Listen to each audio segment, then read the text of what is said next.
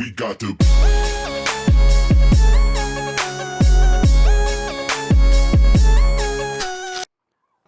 What is up, guys? East Coast Octane here. And today, I'm getting my car ready for track day. So, before I get too far into it, I wanted to bring you guys out and show you what I'm doing. Here's the car up on jack stands right now. Brake fluid's draining out. It's already been mostly pumped out.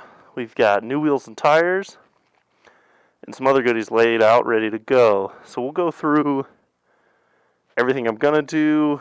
So real quick, the main thing was my brakes. They are not sufficient right now for track day. So we're gonna do braided stainless steel lines. We got an Integra master cylinder with reservoir, Integra front brake calipers. I like to paint my brake calipers. I just put a quick coat of silver paint on them. I think it just makes them look clean. There we go. Those have some high heat silver going on them. They're going to go up front.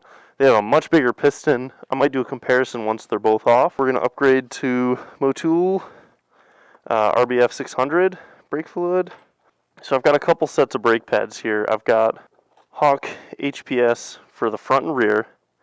Then I've got these guys, which are the Hawk DTC, which are the racing brake pads. And these are DTC, I believe they're 60. They go up to 70. So these I'm going to bed in. After I get my brakes upgraded, I'm going to put these on, go out and bed them in, warm them up, do all that good stuff. And actually remove them and go back to the HPS. Yeah, the HPS pads. And these will be what I run on the street, and I will use those only for track day. So they will get broken in, taken off, and put back on right before I hit the track.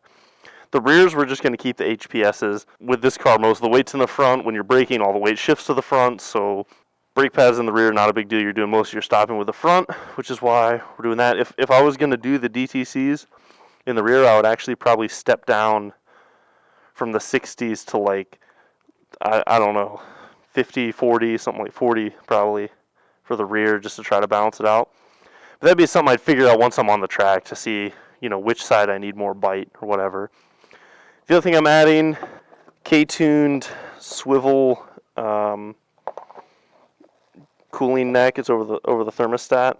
This makes it so I can swivel the cooling neck there. And I'll show you the hose I have on there now is actually kinked up a little bit. I don't know if you can see that right in here. How that hose, right now it's looped through an AC line, but it's kinked. I mean, there's definitely fluid flowing, but I don't want to keep it like that, so we're going to replace this with one that can swivel down, and then that hose will be ran straight. It'll just kind of clean things up, which would be nice. In the process, I'm going to drain the coolant, and I'm going to put in just water, and then I'm going to add water wetter, which it just cools better than glycol does. And you just have to remember that you gotta, when it starts getting into freezing temperatures again, you gotta switch back. All right, and then the other thing is tires, wheels and tires. So here we go. I haven't talked a lot about them, but they're Kosi. I don't know. I think that's how you say it. Kosi, something like that. K-O-S-E-I. Somebody correct me, I'm sure. Wheels. This is one of their new wheels for 2015. I know it's 2016 now, but whatever. I'm a little behind. So this is a pretty new wheel. Everybody knows the K1s that they did, which are exactly the same as the Buddy Club, whatever P1s or whatever they had. It's the same mold. This is a new one. It's actually pretty light. It's lighter than the K1s by a few pounds. It's an 11.5 pound wheel. And then we've got it wrapped in the Hankook Ventus RS3s, which I've only heard good things about these tires. I've normally run Kumos. I got a deal on the Hankooks, and all the reviews and ratings and everything I've seen say these are just as good, if not better, than the Kumos that I would normally run as a super sticky tire. And no, I'm not going to have these on the car all the time. I'm doing the Integra brake upgrade instead of going with an aftermarket big brake caliper, like a 2-piston or something like that. And the reason I'm doing that is because the calipers that I have over here, once I put them on, it's going to be a little bit of an upgrade, but they will fit under my 14-inch OEM wheels. But if I want to look a little flashier or put on some nice lightweight tires with sticky rubber, we'll switch to those. I've got some extra rotors. I've got some extras because you're going to heat them up, and if they might crack. Alright guys, what's up? So we've got a little bit more done. I've pulled the brakes off both sides. I pulled the axles out. I didn't mention earlier I'm replacing all the axles, left, right, and the intermediate shaft in there. I'm just getting some weird noises and some clunks and stuff, and I just don't like it. And one of those felt a little loose, so I'm just changing all of them. I don't want to screw with it, so we're just going to get all new axles. Now the actual caliper bodies themselves don't look that much bigger, and they're really not. But if you look at the back here, the distance in diameter for that piston is pretty significant. You can easily see that just looking at it. So that should make a pretty big difference in the amount of force I can apply to those pads. And there's just a larger amount of fluid sitting in the caliper, which is going to help with heat dispersion because you got more fluid in there. Alright guys, quick update on the car. We've been working on it for a little while. Brakes are done. Axles are done.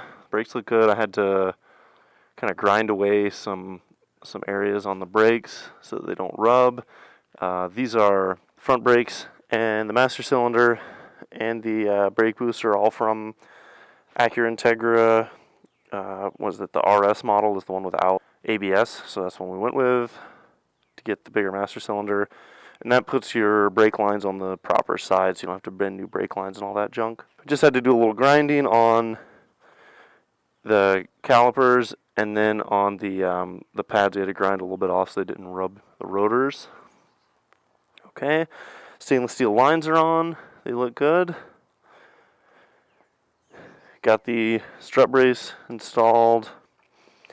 Went ahead and went with a Buddy Club radiator cap, so it's a higher pressure cap. And then I put on the new swivel here, but I'm having a problem where it leaks. Sensors hooked in here. I have my sensors hooked in up here. I didn't feel like rewiring them down to here. But I'm having a problem where the included plugs and a plug I picked up to plug all these, just even with gaskets and stuff, they're just dripping a little bit, especially under pressure.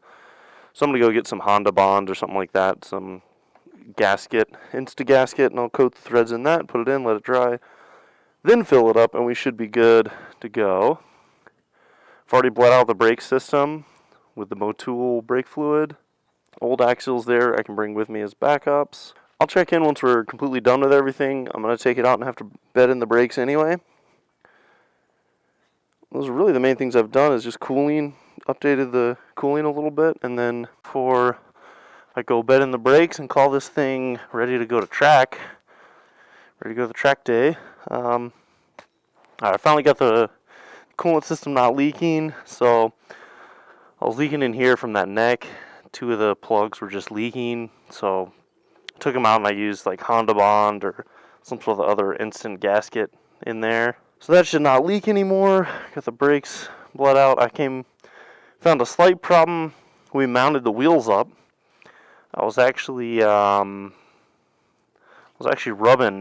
the wheel, so we had to grind down a little bit more off the brake caliper mounting bracket. Not a big deal. Ground that off. Now it clears. I don't know if y'all can see in there, but clears just barely, but it should be fine. I'm going to go bed in the brakes, and then one of the next videos should be track day. I'm going to have camera mounted up to my car helmet, and then I'll also have the dash cam rolling, so we'll get some good video. Alright guys, I guess I'm going to check into the next video, and it'll hopefully be running around on the track. Let me know if you have any questions in the comments. I'll try to answer them as best I can. And I'll see you guys at the track.